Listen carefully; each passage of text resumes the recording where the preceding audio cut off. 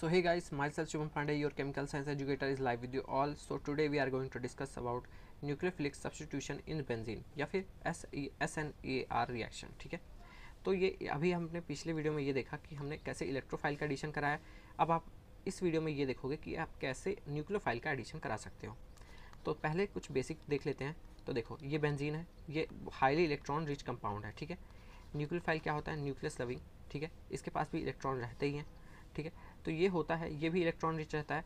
तो बेंजीन इसके साथ बहुत ही मुश्किल से, क्योंकि दोनों का चार्ज सेम है. ठीक है, ये भी इलेक्ट्रॉन, इसके पास भी नेगेटिव चार्ज, इसके पास भी नेगेटिव चार्ज, तो दोनों के पे ऊपर नेगेटिव चार्ज रहता है, जिसकी वजह से ये सब्स्टिट्यूशन कराना, न्यूक्लियोफिलिक का सब्स्टिट्यूशन कराना मुश्किल होता है.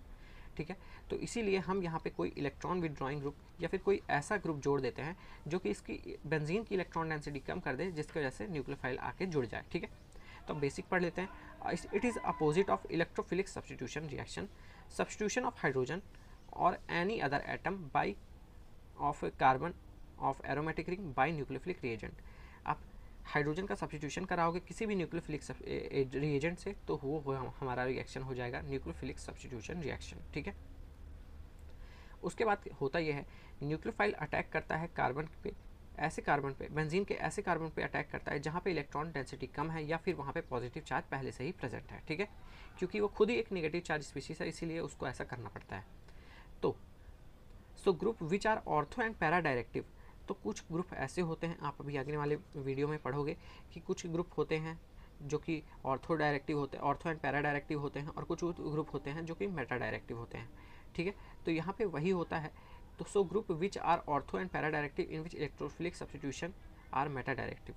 ठीक है, तो यहाँ पे होता यही है, ऑर्थो एंड पैरा पोजिशन पे इलेक्ट्रोफिलिक सब्स्टिट्यूशन होता है और मेटा पोजिशन पे न्यूक्लियोफिलिक सब्स्टिट्यूशन होता है. ये आपको आगे वाले वीडियो में आके पता चलेगा. ठीक है, तो ऐसे ही हमारा सब्स्टिट्यूशन रिएक्शन होता है. तो सबसे पहले बात करते हैं मैकेनिज्म की. तो पहले हम लिखेंगे SN2 रिएक्शन पढ़ेंगे, मतलब बायोमोलिकुलर न्यूक्लियोफिलिक सब्स्टिट्यूशन रिएक्शन. तो इसमें होता यह है कि एक इलेक्ट्रॉन डोनेटिंग ग्रुप प्रेजेंट रहता है. ठीक है, यहाँ पे वही है, this type of mechanism present in which electron donating group are present like substitution of chlorine in para nitro benzene. मतलब कि नाइट्रो बेंजीन में आप सब्स्टिट्यूशन अगर कराना चाहो क्लोरीन का, ये देखो, ये भी नेगेटिव चार्ज है, ये भी नेगेटिव चार्ज है, तो NO2 जो हमारा ग्रुप रहता है, ये क्या रहता है? इलेक्ट्रॉन विड्रॉइंग ग्रुप रहता है, जिसकी वजह से सब्स्टिट्यूशन ईजिली हो जाता है. ठीक है, यहाँ पे वही लिखा है.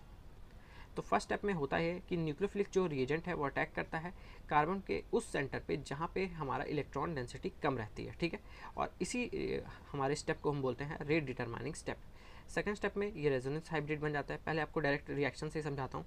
देखो, यहाँ पे NO2 लगा है, यहाँ पे क्लोरीन लगा है. अब देखो, हमने जैसे ही न्यूक्लियोफाइल का अटैक कराया, तो ये रेट डिटरमाइनिंग स्टेप है. तो यहाँ पे होता यह है कि ये बॉन्ड अपने दोनों इलेक्ट्रॉन यहाँ पे देता है और यहाँ आता है नेगेटिव चार्ज. ये नेगेटिव चार्ज यहाँ घूम रहा है. ठीक है, और अब जैसे ये यहाँ पे आया नेगेटिव चार्ज, तो ये बॉन्ड यहाँ शिफ्ट हो गया NO2 के पास. ठीक है, फिर NO2 ने वापस दिए यहाँ पे, फिर ये बॉन्ड यहाँ से यहाँ शिफ्ट हो गया. ठीक है, और यहाँ पे आया नेगेटिव चार्ज.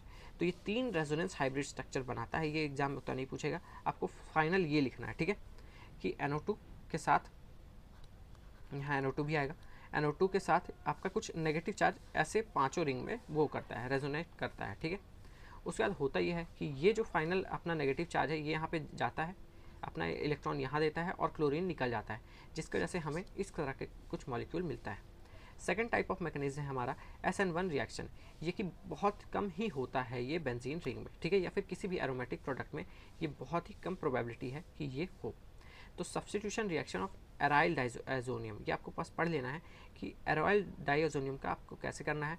पहले आप उसमें N2 निकाल देते हो. ठीक है, और कार्बोकैटायन का फॉर्मेशन कर लेते हो. उसके बाद ही हम उसमें रिएक्शन कराते हैं. जब आप उसमें वाटर का रिएक्शन कराओगे तो OH वहीं पे आके जुड़ जाएगा जहाँ पे कार्बोकैटायन है. Cl माइनस का रिएक्शन कराओगे तो वो भी वहीं पे आके जुड़ जाएगा, या फिर CH3OH में भी OCH3 के ऊपर नेगेटिव चार्ज है तो ये भी यहाँ पे आके जुड़ जाएगा. SN1 रिएक्शन में आपको बस ये आपको चीज़ याद रखनी है कि एराइल डाइज़ोनियम कैटायन कब बनता है? पहले उसमें नाइट्रोजन निकल जाता है और यहाँ पे आ जाता है पॉजिटिव चार्ज, फिर इस पॉजिटिव चार्ज से बाकी नेगेटिव चार्ज वाले स्पीशीज़ आके जुड़ जाते हैं. ठीक है, और H+ रिलीज हो जाता है. ठीक है, तो ये हो गया अपना सब्स्टिट्यूशन रिएक्शन. अब हम बढ़ते हैं अपने मेन इंपॉर्टेंट रिएक्शन पे, जो कि बेंजाइन मैकेनिज्म है। Benzyne mechanism is only possible where SN2 is not possible. मतलब कि जहाँ पे SN2 रिएक्शन नहीं होगा वहाँ पे होगा बेंजीन रिएक्शन। लाइक ये एक रिएक्शन है, मतलब कि एक एग्जांपल है, like substitution of chlorine in chlorobenzene by OH can be possible at high temperature at difficulty. जहाँ पे डिफिकल्ट रहता है वहाँ पे मतलब बेंजीन रिएक्शन होता है, ठीक है। यहाँ पे जहाँ पे SN2 रिएक्शन हो ही नहीं सकता वहाँ पे होता है। This type of active compound substitution reaction are easily possible in the presence of any base. This reaction happens in benzene mechanism. अब ऐसा रिएक्शन जिसमें बहुत टाइम लग रहा है, बहुत हमें कुछ हाई टेम्परेचर देना पड़ रहा है, या फिर कुछ एक्टिव कंपाउंड बनाने में बहुत प्रॉब्लम हो रही है, तो वहाँ पे हम लगाते हैं बेंजाइन मैकेनिज्म, ठीक है। जहाँ पे होता यह है, पहले एलिमिनेशन कर देते हैं, उसके बाद हम करते हैं एडिशन। तो इसीलिए इसको हम ऑल्सो बोलते हैं, इसीलिए ये बेंजाइन मैकेनिज्म को हम दूसरा नाम से बोलते हैं एडिशन एलिमिनेशन मैकेनिज्म, या फिर एलिमिनेशन एडिशन मैकेनिज्म, जहाँ पे पहले स्टेप में एलिमिनेशन होता है और दूसरे स्टेप में एडिशन होता है, ठीक है। नेक्स्ट स्लाइड पे बढ़ते हैं। थोड़ा सा स्लो है हमारा कंप्यूटर, पर कोई टेंशन नहीं। When chlorobenzene react with soda lime. Soda lime क्या होता है? स्ट्रॉन्ग बेस होता है जिसमें लिक्विड अमोनिया भी मिला होता है, ठीक है। तो वहाँ पे क्लोरीन हमारा जो है वो सब्स्टिट्यूट हो जाता है NH2 से। देखो यहाँ पे वही है, क्लोरोबेंजीन है, ठीक है, ये सोडा लाइम था। सोडा लाइम में क्या हुआ? NH2 माइनस है। तो अब होता यही है कि बेस की प्रेजेंस में, यहाँ पे बेस नहीं लिया है, सॉरी, यहाँ पे बेस नहीं लिया गया है, बेस तो SN2 में लिया था, ठीक है।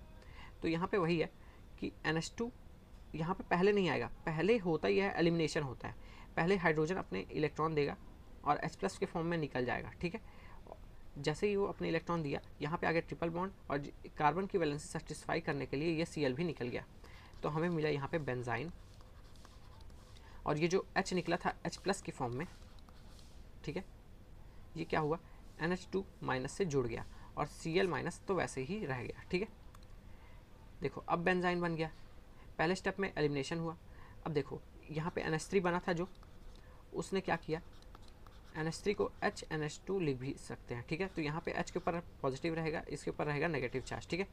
तो ये होता यही है कि नेगेटिव चार्ज इस सेंटर पे भी अटैक कर सकता है, इस सेंटर पे भी अटैक कर सकता है। तो देखो जिस सेंटर पे अटैक करेगा उस सेंटर पे वो आके जुड़ जाएगा, और दूसरे उसके सेंटर पे आ जाएगा नेगेटिव चार्ज, और वो नेगेटिव चार्ज अटैक कर देगा H+ पे। तो ये दोनों एनिलीन प्रोडक्ट बन सकते हैं, ठीक है। तो बेंजाइन से एनिलीन अगर आपको बनाना है तो आपको SN1 या फिर SN2 नहीं लिखना है, आपको लिखना है बेंजाइन मैकेनिज्म, जिसको हम दूसरे नाम से भी जानते हैं, क्या? एलिमिनेशन एडिशन मैकेनिज्म, ठीक है। सो गाइस, आशा करता हूँ ये वीडियो आपको अच्छा लगा। अगर अच्छा लगा इसको लाइक कर देना, वीडियो को, चैनल को जरूर सब्सक्राइब करके जाना। मिलते हैं नेक्स्ट किसी वीडियो में, तब तक के लिए बाय बाय।